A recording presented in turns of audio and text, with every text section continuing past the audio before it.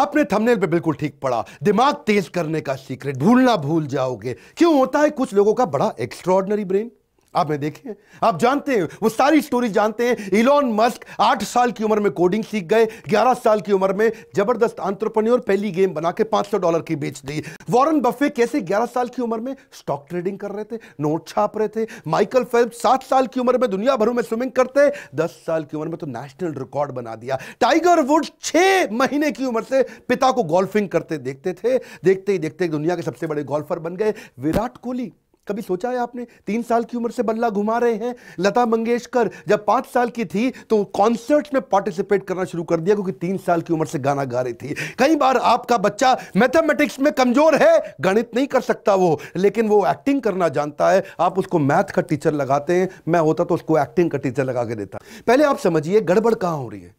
गड़बड़ यह है कि बच्चों के साथ में वो ऑल्टरनेट टैलेंट्स नहीं बिल्ड किए जा रहे हैं, नॉन एकेडमिक ऑल्टरनेट टैलेंट और उनकी कॉम्पिटेंसी नर्चरिंग। इसमें 3 बातें हैं, पहला है नॉन एकेडमिक, दूसरा है ऑल्टरनेट टैलेंट और तीसरा है कॉम्पिटेंसी नर्चरिंग। क्या सारी समस्या क्या है? जो हमारे यहां स्पेसिफिक कॉम्पिटेंसीज होती है बच्चों की, उनको बिल्ड नहीं किया जाता। उनके नॉन एकेडमिक यानी कि Hindi, English, math, science, SST को छोड़ के और कौन से स्पेसिफिक टैलेंट्स है? प्रॉब्लम क्या? अनट्रेन टीचर है ना स्कूल में, तो वो फोकस उस पे तो लगाते नहीं जो डिसएंगेज्ड है बच्चा। जो डिसएंगेज बच्चा है वो और ज्यादा डिसएंगेज हो जाता है। रोट लर्निंग मतलब रट्टाफिकेशन, हर चीज को रट्टा मार मार के याद दिलाते हैं। लो अटेंशन स्पैन है बच्चे का, उसको एनकरेज नहीं करते कि तू क्वेश्चन पूछे। वो क्वेश्चन पूछेगा तो उसको फिर तो हड़का चांटा मारेंगे, ज्यादा पूछ रहा है तू है, तो वो उस चक्कर में क्लासरूम बेस्ड थियोरेटिकल अप्रोच में बच्चा ग्रो नहीं करता। 50-50, 60-60, 70-70 बच्चों की क्लास होती है, तो दिक्कत क्या है? उसका इमेजिनेशन, उसका इनोवेशन, उसका कंसेप्चुअलाइजेशन, उसका विजुअलाइजेशन, उसकी ओरिजिनल थिंकिंग वो बिल्ड नहीं होती है। क्यूरियोसिटी किलर बन गए टीचर, क्यूरियोसिटी क्रिएटर होने की जगह। अब ऐसे माहौल के अंदर पुराने तरीके के सिलेबस जिसको अपग्रेड नहीं किया गया, एक्सपीरियंशियल लर्निंग नहीं है, बच्चे को एक्सपीरियंस नहीं क्रिएट किया जाता, उसको एनकरेज नहीं करते कि वो क्वेश्चन पूछे।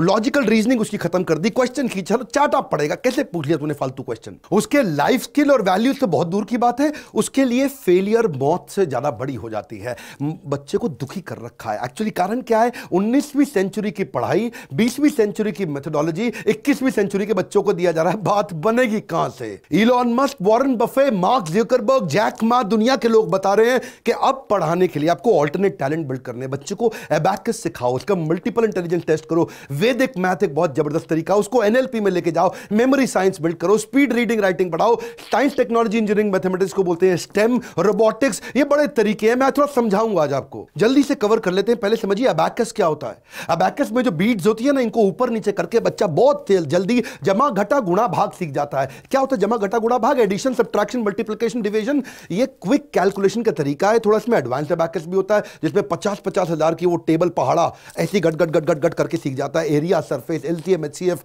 4th क्लास में पढ़ा था मैंने, आप तो जानते ही हैं। स्क्वायर रूट निकालना, प्रॉफिट एंड लॉस समझना, simple interest, time and distance फट से सीख लेगा। अबैकस से बच्चा लाइटनिंग स्पीड पे कर सकता है कैलकुलेशन। 32,590 का टेबल बहुत तेजी से लिखेगा। हमारे देश में प्रियांशी सोमानी ने वर्ल्ड रिकॉर्ड बना दिया। 6 साल की उम्र में उससे प्रैक्टिस शुरू किया, 11 साल की उम्र में सारे वर्ल्ड रिकॉर्ड बना दिए। इससे memory, mental agility, efficiency, listening skill, visualisation, observance, बहुत तेजी से कंसंट्रेशन सब बढ़ता है फटाफट। वैसे ही ये सब समझने के लिए दूसरा पॉइंट बड़ा इंपॉर्टेंट है, इसको बोलते हैं मल्टीपल इंटेलिजेंस टेस्ट। अपने बच्चों को कराइए आप, इसको डीएमआईटी भी बोलते हैं आप, मल्टीपल इंटेलिजेंस टेस्ट। उसमें आपके ना बच्चे का क्वेश्चन पता चल जाता है, उसका emotional question, social question, intelligence question, creative question वो है कैसा। उसकी डिस्क प्रोफाइलिंग कराओ कि भाई वो डोमिनेंट है बच्चा, जैसे चील होता है बहुत डोमिनेंट होता है, या फिर वो इन्फ्लुएंसर है बच्चा, जैसे पीकॉक होता है ना, अपने डांस के इन्फ्लुएंस से वो दूसरी वाली पीकॉक को अट्रैक्ट कर लेता है। या फिर वो थोड़ा स्टेडी है, जैसे वो होता है ना बगुला, बको ध्यानम, बड़ा फोकस्ड होता है उसका, बको ध्यानम, चेष्टा बको ध्यानम। या वो कंप्लायंट है, जैसे उल्लू होता है, आंखें बड़ी बड़ी है, कंप्लायंट, हर चीज पर नजर रखने वाला, भैया कोई गड़बड़ तो नहीं हो रही।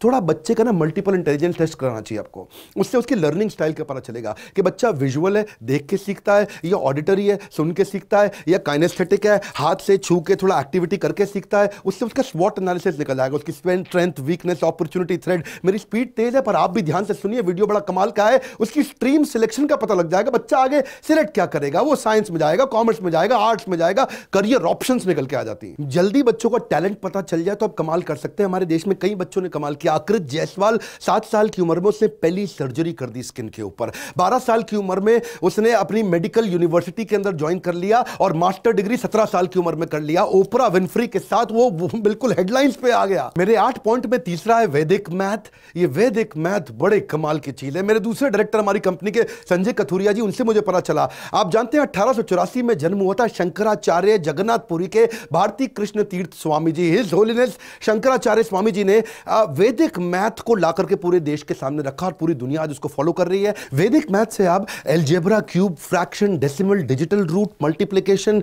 7 डिजिट तक, बाइनोमियल, पॉलिनोमियल आप बहुत स्पीड से कर सकते हैं। एंट्रेंस एग्जाम में स्पीड चाहिए होती है ना हमारे यहाँ बच्चों को, तो कैट का, सैट का, सरकारी एंट्रेंस एग्जाम वो तेजी से पास कर सकता है। स्कूल के सिलेबस को फॉलो करता है, मेंटल एजिलिटी बढ़ जाती है, 1500% तेज परफॉर्म करता है ज्यादा बाकी बच्चों के मुकाबले। एक एक पॉइंट बड़ा जबरदस्त आने वाला है, स्टूडेंट एनएलपी प्रोग्राम। ये एनएलपी क्या होता है? बड़ा पॉपुलर होता जा रहा टर्म इस समय आजकल, न्यूरो लिंग्विस्टिक प्रोग्रामिंग। न्यूरो मतलब ब्रेन, लिंग्विस्टिक मतलब उसका लैंग्वेज, प्रोग्रामिंग मतलब उसको डिजाइन कर देना। यानी कि ब्रेन की लैंग्वेज को डिजाइन कर सकते हो आप, ब्रेन की लैंग्वेज को रीडिजाइन कर सकते हो आप, रिक्रिएट कर सकते हो। अगर आपकी ब्रेन की लैंग्वेज जो आपको बताता है क्या करना, आपके जो पैटर्न्स होते हैं उसको अगर आपने रीडिजाइन कर लिया, गेम चेंज हो जाएगा।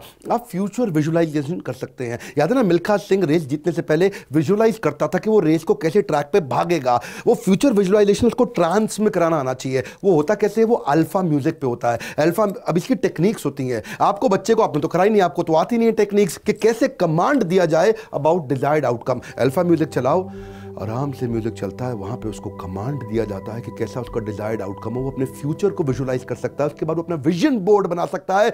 Mental preparedness before physical preparedness, इसको क्या बोलते हैं? Mental preparation before physical preparation.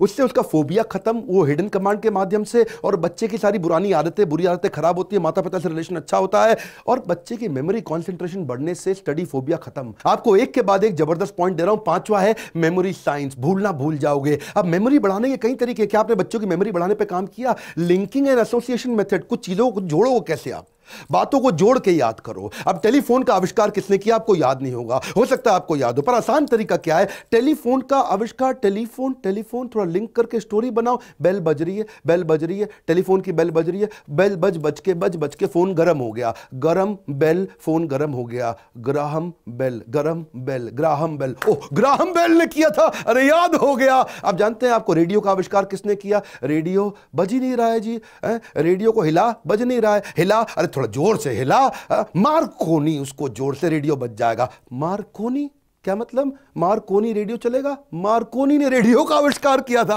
वो याद हो गया, मार्कोनी ने किया था। इसको क्या बोलते हैं? बेसिकली तरीके हैं ये, या एक्रोनिम बना लो, किसी चीज को जोड़ लो। याद है ना बॉड मास, बचपन में आपने सीखा था, है bracket of division, multiplication, addition, subtraction, BODMAS, acronym बना लो, याद हो जाएगा। विबग्योर, वो जो कलर्स थे, violet, indigo, blue, green, yellow, orange, red, ये क्या है? ये तरीके हैं, एक्रोनिम से भी आप कर सकते हो। या फिर आप ब्रेन जिम बनाओ बच्चों का। ब्रेन जिम में एक हाथ से स्क्वायर बनाना सिखाओ उसको और एक हाथ से सर्कल बनाना सिखाओ। ये दो एक साथ करने मेरे लिए भी मुश्किल हो रहे हैं जी, मैंने भी बचपन में नहीं किया था, आप करा लो अपने बच्चों को। ये बड़े, कहीं मैं आपको वीडियो से दिखा रहा हूं, साथ साथ आपको समझ में आए। मेमोरी बढ़ाने का एक बहुत बढ़िया तरीका बताऊं, मैं आपको अपना बोर्ड लाइन नंबर नहीं बताता, लेकिन एक स्टोरी के माध्यम से मेमोरी बिल्ड करने का एक जबरदस्त तरीका बताऊंगा आपको। देखिए, पहले एक छोटी सी स्टोरी सुनते हैं। मैं एक रेस्टोरेंट में गया, खाना खाने के लिए गया, वेजिटेरियन हूं, लेकिन उसने नॉनवेज खाना खिला दिया, मुर्गी सर्व कर दी मेरे को थोड़ा गुस्सा आया। मैंने वो नाइफ और फोक साइड में रखा, मैंने बोला शेफ को बुलाओ, मैनेजर को बुलाओ। तो दरवाजा खुला तो उसमें से वेटर भी आया, शेफ भी आया, मैनेजर भी आया, जनरल मैनेजर भी आया। उसने आके माफी मांगी, बोला डॉक्टर बिंद्रा, हमारे यहाँ वेजिटेरियन खाना था ही नहीं, लेकिन उन्होंने अपने गार्डन से सारे फ्रेश फ्रूट तोड़े, वहां पेड़ों से, ट्री से तोड़ करके, उसके बाद मेरे को फ्रेश फ्रूट सैलेड खिलाया। अब इसमें हमारा बोर्ड लाइन नंबर छुपा हुआ है। आप कहेंगे बोर्ड लाइन नंबर कैसे छुपा हुआ है? मैं आपको बताता हूं, मैं इसका ट्रिक सिखाऊं आपको। ट्रिक क्या है इसके पीछे? 9, मैंने हर एक नंबर को एक इमेज दे दिया।